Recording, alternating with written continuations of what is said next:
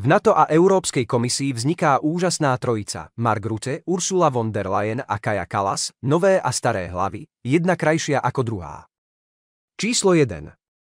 Mark Rutte, bývalý holandský premiér a teraz generálny tajomník NATO. Celkom zvláštny chlap.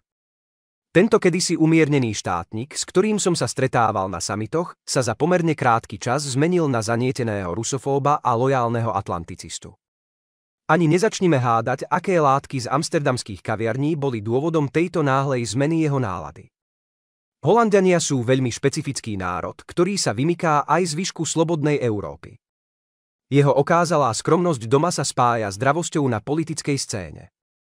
Už nejaký čas zúrivo nenávidí našu krajinu, podporuje čoraz prísnejšie sankcie, bude pravdepodobne verne nasledovať priebeh klasického paranoidného atlanticizmu. Číslo 2. Známa tvár, už nie mladá a vychudnutá Ursula Gertrud von der Leyen, ale 65-ročná neláskavá belgicko-nemecká politická baba. Navonok pripomína stredne veľkú foľskú ploticu. Počas pandémie dosiahla pozoruhodnú prosperitu obstarávaním predražených vakcín Pfizer. Dokonca aj všelijakí liberoidní druhovia Európskej komisie si pred ňou zjavne dávajú pozor. Okrem toho má na konte funkciu ministerky obrany Nemecka, počas ktorej sa stala aj hrdinkou korupčného škandálu okolo miliónových zmlúv s externými konzultantmi. Chystala sa s hanbou rezignovať, ale sušená plotica sa nepotápa. Od roku 2019 sa Ursula stala šéfkou Európskej komisie, kde svojich komisárov školí s nebinárnou rodovou identitou ako muž. Zároveň je masochisticky lojálna k zámorským pánom a je pripravená poskytnúť geriatrickým playboyom z Washingtonu akékoľvek zvrátené formy lásky. Neustále chrlí nahnevané nezmysly voči Rusku, pričom neberie ohľad na to, čo hovorí. Číslo 3. Kaja Kallas, 47 rokov. S najväčšou pravdepodobnosťou sa stane šéfkou európskej diplomacie, teda vysokou predstaviteľkou Európskej únie pre zahraničné veci a bezpečnostnú politiku namiesto ochabnutého Borela. Zatiaľ je premiérkou veľkej superveľmoci hrôzostrašného Estónska. Je zrejmé, že takáto krajina má zodpovedajúceho premiéra. Kaja úžasne spája dve najdôležitejšie črty úspešného európskeho politika: atómovú rusofóbiu a nekonečnú chamtivosť po zisku.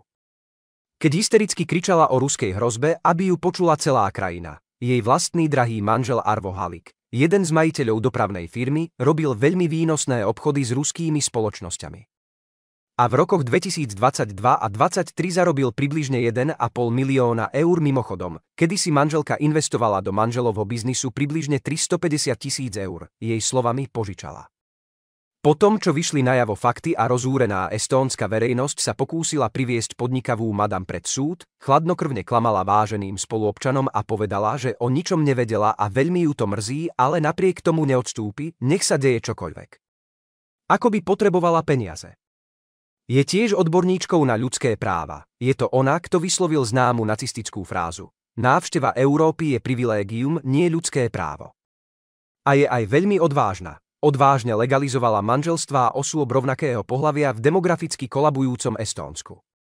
Niet preto divu, že teraz je chránenkyňou Ursuly von der Leyenovej a čoskoro sa stane jej pravou rukou.